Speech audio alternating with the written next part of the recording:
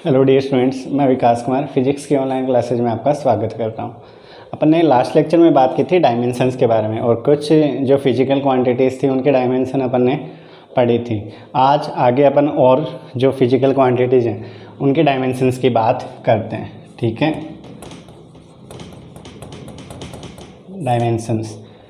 ठीक है, इसमें सबसे पहले अपन इधर सीरियल नंबर लिखेंगे। 13 हो गए थे अपने पास, आज 14 से स्टार्ट करेंगे। यहाँ भौतिक राशि का नाम, उसका सूत्र। ठीक है, यहाँ लिखेंगे यूनिट। यूनिट और ऐसा यूनिट दोनों एक साथ ही लिख लेंगे अपन। ठीक है, और यहाँ पे लिखेंगे विमाएं। ठीक है, यहाँ क्या लिखेंगे अपन लास्ट में, विमाएं।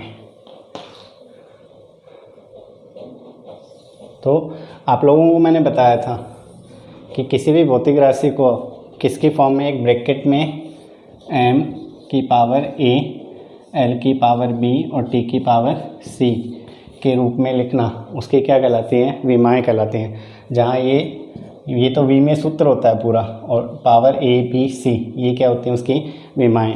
m किसको रिप्रेजेंट करता है, मास को। ठीक है, द्रव्यमान को अपन मास के रूप में लिखें, दूरी को लेंथ l के रूप में लिखें, समय को टाइम t, कैपिटल T के रूप में लिखें। ठीक है, और जहाँ a क्या है, kg को रिप्रेजेंट करता है। kg कितने टाइम आया, 1 टाइम आया तो 1 हो जाएगा, 2 टाइम आया 2 हो जाएगा, अपॉन में 1 टाइम आया तो -1 हो जाएगा। ठीक है, तो अपन ने लास्ट टाइम तक बात की थी शायद दाब, और दाब के बाद अपन ने पढ़ा था सार्वत्रिक गुरुत्वीय नियतांक। आज नेक्स्ट देखते हैं। नेक्स्ट है अपने पास ऊर्जा। ऊर्जा, ठीक है, ऊर्जा और कार्य वैसे दोनों सेम ही होते हैं। अपन ने कार्य के विमाएं निकाली थी, तो आप लोगों ने वैसे भी 9th में पढ़ा होगा कि कार्य और जो ऊर्जा हैं दोनों क्या होती हैं, सेम ही होती हैं। तो कार्य और ऊर्जा दोनों के लिए अपन क्या लिखेंगे, सेम लिखेंगे। ठीक है, सूत्र क्या होता है, बल गुणा विस्थापन। फॉर्मूला क्या होता है, बल गुणा विस्थापन। ठीक है, तो यूनिट निकालें अपन, तो अपन ने कार्य या ऊर्जा, फॉर्मूला क्या है, बल गुणा विस्थापन, यही है अपने पास सूत्र। तो बल के लिए अपन ने यूनिट क्या लिखी थी, kg into metre upon second square, ये लिखा था, और इंटू में क्या हो जाएगा, मीटर हो जाएगा। ठीक है, तो kg into metre square upon second square, ये क्या आ जाएगा, कार्य और ऊर्जा के लिए यूनिट। और वैसे ऐसा यूनिट क्या होती है, जूल, तो या तो जूल लिखें अपन, और फंडामेंटल क्या हो गई, kg into metre square upon second square. ठीक है, अब अपन डायमेंशंस लिखते हैं। तो डायमेंशन के लिए m, l और t। अब पावर में क्या आएगा वो देखो, kg, m किसको रिप्रेजेंट करता है, मास को, kg 1 है तो यहाँ कितना आ जाएगा 1। m स्क्वायर मीटर है, मीटर लेंथ तो 2 और -2। ये जो मात्रा डायमेंशन आ गई वो किसकी आ गई, कार्य की आ गई या ऊर्जा की आ गई। कार्य की शायद अपन ने पहले लिखी हो, अगर नहीं लिखी हो तो एक साथ लिख लेना।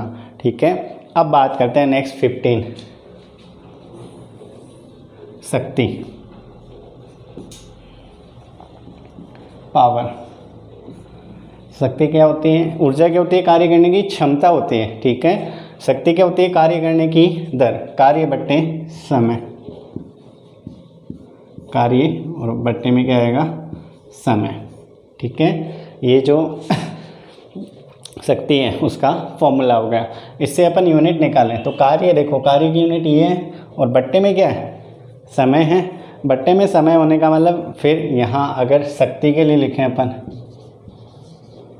तो कार्य बट्टे समय।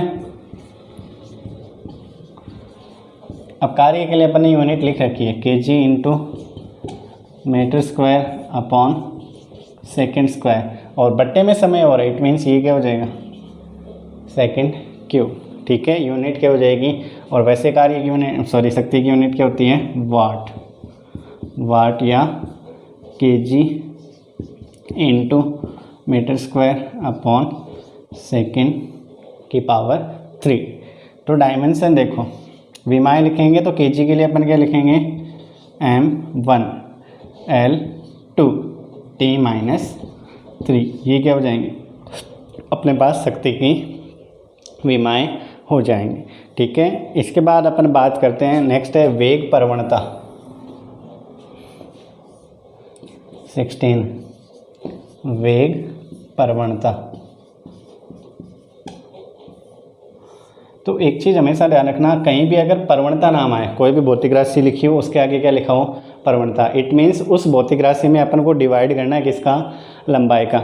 जैसे दाब प्रवणता है तो दाब बट्टे लंबाई, वेग प्रवणता है वेग बट्टे लंबाई। ठीक है, तो ये चीज़ आपको ध्यान रखनी है। तो वेग और बट्टे में क्या आ जाएगी, लंबाई, वेग प्रवणता बराबर क्या हो जाएगी, वेग बट्टे लंबाई। ठीक है, तो इसकी यूनिट निकालें अपन, तो वेग प्रवणता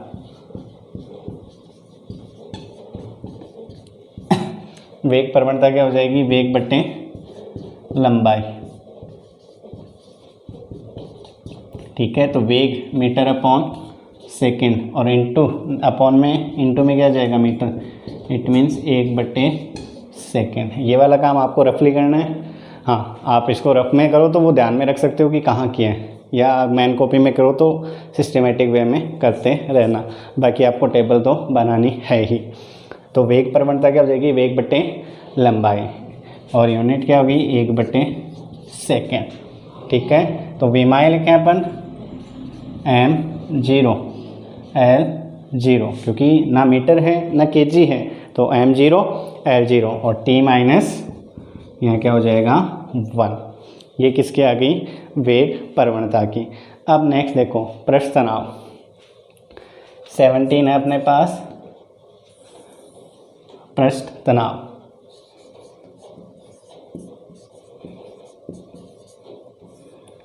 अब पृष्ठ तनाव क्या होता है वो भी सुने। पृष्ठ तनाव आपने देखा होगा, अपने जितने भी लिक्विड्स हैं उनको किसी कंटेनर में डालते हैं अपन, तो ऊपर वाली सतह क्या होती है, एकदम प्लेन होती है, समतल होती है। वो किसके कारण होती है, पृष्ठ तनाव के कारण।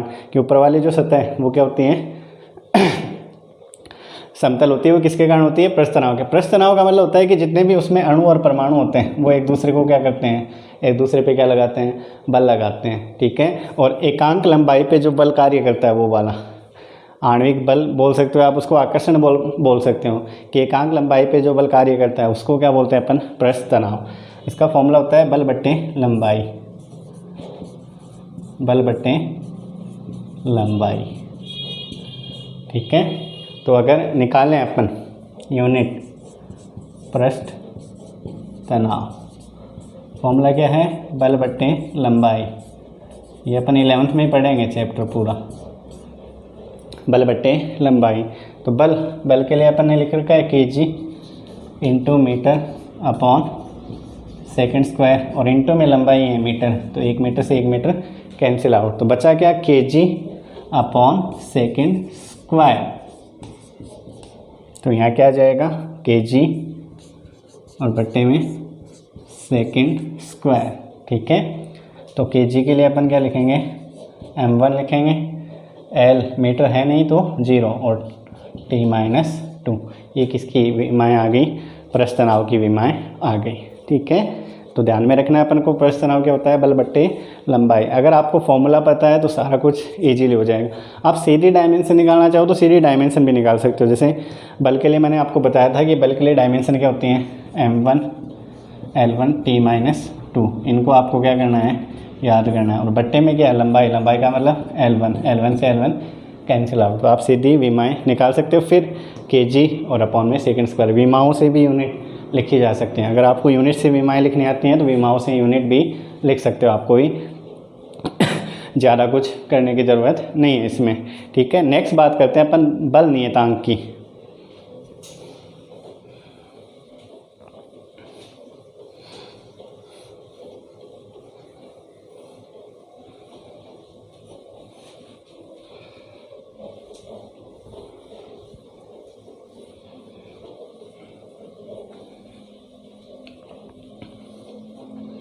नेक्स्ट भौतिक राशि है अपने पास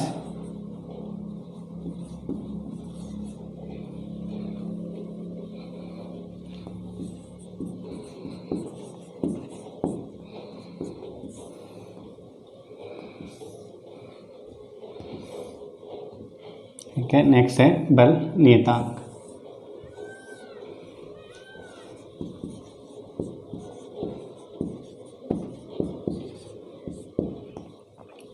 तो बल नियतांक क्या होता है? बल बट्टे विस्थापन, मतलब अपन क्या करें, बल में विस्थापन का भाग दे दें तो वो क्या आ जाता है, बल नियतांक आ जाता है। ठीक है, ये शायद 19 है अपने पास। तो बल नियतांक फॉर्मूला क्या होगा, बल बट्टे विस्थापन, बल बट्टे विस्थापन। अब बल बट्टे लंबाई और बल बट्टे विस्थापन चीज़ एक ही है, तो यूनिट क्या हो जाएंगे, kg/सेकेंड स्क्वायर। ठीक है, और डायमेंशन पर निकाल लेते हैं। बल नियतांक फॉर्मूला क्या है, बल बट्टे विस्थापन, बल बट्टे विस्थापन। तो बल डायमेंशन क्या होती हैं, m1 l1 t-2। इसकी विमाएँ याद कर लेना, मैंने आपको पहले ही बताया कि बल की विमाएँ हैं वो इम्पोर्टेंट है, उसके बेसिस पे अपन बहुत सारी विमाएँ आगे निकाल सकते हैं, मतलब वो अपने काम आती रहेंगी आगे से आगे, सबसे इम्पोर्टेंट है ये। ठीक है, अपॉन में विस्थापन है, विस्थापन का मतलब लंबाई, लेंथ, तो L1 से L1 कैंसिल आउट, तो m1 t-2, तो विमाएँ m1 और t-2 इस प्रकार आ जाती। ठीक है, नेक्स्ट बात करते हैं अपन। नेक्स्ट देखो 20 पे नेक्स्ट है अपने पास बल आघूर्ण।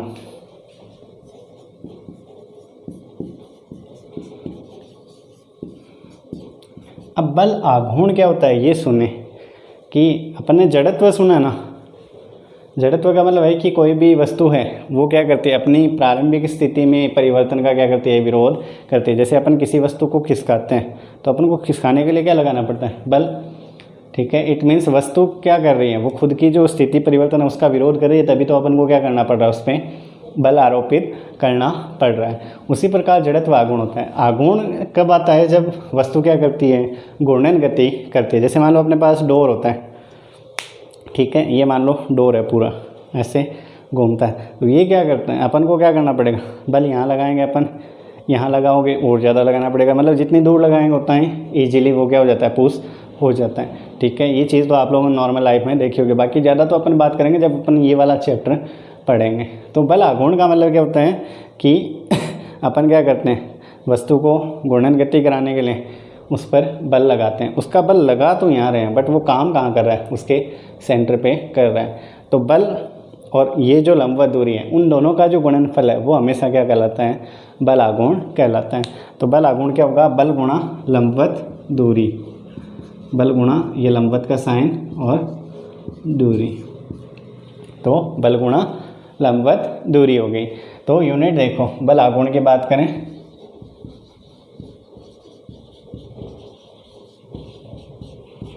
तो बल गुणा लंबवत दूरी।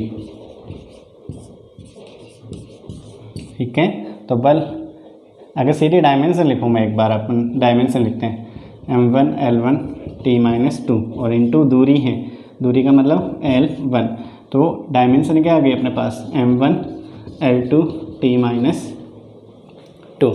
तो विमाएँ लिख दूँ मैं सीधी, m1 l2 t-2। ठीक है, अब इससे अपन यूनिट लिखें तो m के लिए अपन क्या लिखेंगे, kg, और इंटू l² है तो metre square, t-2 it means upon में क्या आएगा, सेकेंड स्क्वायर, या न्यूटन इंटू मीटर भी कर सकते हो आप, न्यूटन इंटू मीटर। ऐसा ही की बात करें तो अपन न्यूटन इंटू क्या हो जाएगा, ये मीटर हो जाएगा। ये चीज़ आपको ध्यान में रखनी है। इसके बाद बात करें अपन घूर्णन त्रिज्या, 21 घूर्णन त्रिज्या या नॉर्मल त्रिज्या की बात करो तो भी कोई दिक्कत नहीं है। अब त्रिज्या क्या होती है, लंबाई होती है वैसे, तो लंबाई के लिए वैसे कोई फॉर्मूला तो है नहीं, यहाँ क्या आ जाएगा, मीटर, और यहाँ अपन क्या लिख देंगे m0 L1 T0। ठीक है, तो m0 L1 T0। इसके बाद बात करते हैं अपन आवर्ती की, 22 आवर्ती। ठीक है, तो आवर्ती आप लोगों ने 9th में पढ़ा है कि एकांक समय में घूर्णनों की संख्या, एकांक समय में जो कंपन है उनकी संख्या, वो क्या कहलाती है, आवर्ती। तो फॉर्मूला क्या हो जाता है, कंपन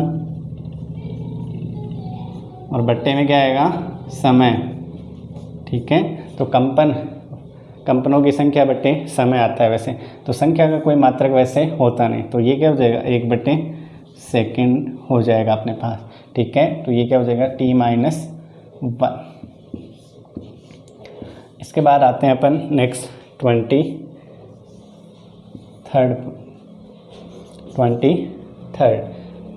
नेक्स्ट है अपने पास कोण। अब कोण का फॉर्मूला आप लोगों ने पढ़ा होगा, चाप बट्टे त्रिज्या। ठीक है, कोण का फॉर्मूला पढ़ा होगा, कोण का फॉर्मूला क्या होता है, चाप बट्टे त्रिज्या। अब चाप भी क्या होता है लंबाई में, जैसे अपने पास ये मान लो वृत्त बनाऊँ मैं एक, तो ये क्या हो गया, इसकी त्रिज्या हो गई यार, ये हो गया चाप। तो चाप भी लंबाई में आता है, त्रिज्या भी लंबाई में, तो लंबाई बट्टे लंबाई, it means metre upon metre, तो यूनिट लेस होता है। ठीक है, वैसे अपन ने रेडियन पढ़ा है, इसके लिए ऐसा यूनिट रेडियन लिख सकते हो, बट इसकी कोई विमाएँ नहीं होंगी। m0 L0 T0 तीनों हैं m की पावर, l की पावर और t की पावर, सबका मान कितना होगा अपने पास, 0 होगा। ठीक है, तो m0 L0 T0। इसके बाद बात करें अपन कोणीय वेग की, नेक्स्ट है 24 कोणीय वेग।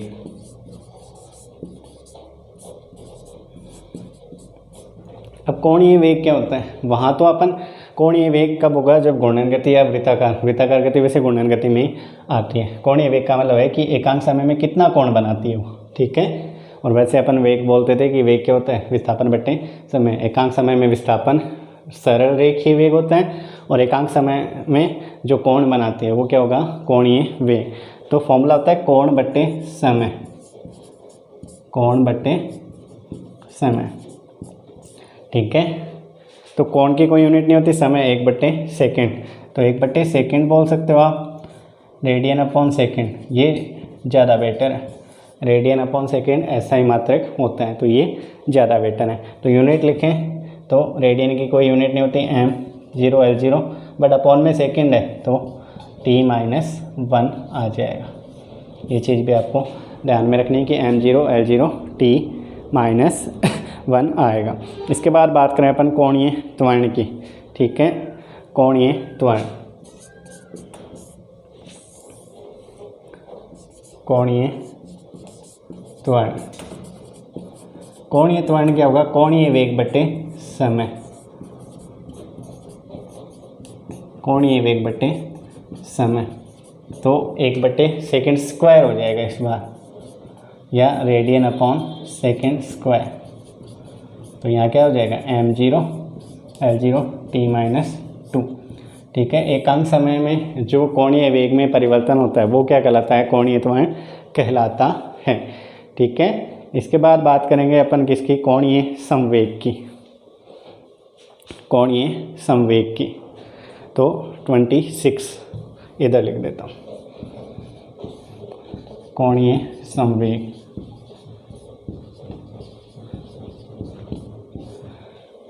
ठीक है, कोणीय संवेग को P से लिखते हैं वैसे, P से। ठीक है, कोणीय संवेग क्या होगा, रेखीय संवेग, और इनटू में क्या आ जाएगी, दूरी। वैसे त्रिज्या होती है बट अपन दूरी लिखें तो भी दिक्कत नहीं, कि कोणीय संवेग बराबर क्या होगा, रेखीय संवेग गुणा लंबवत दूरी या त्रिज्या भी होता है।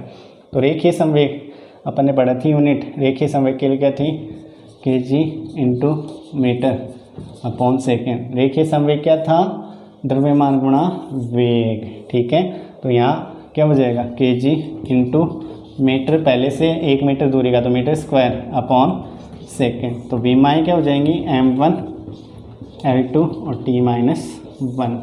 ये हो गया कोणीय संवेग। ठीक है, इसके आगे की यूनिट्स अपन पढ़ेंगे नेक्स्ट लेक्चर में। Till then take care, thank you.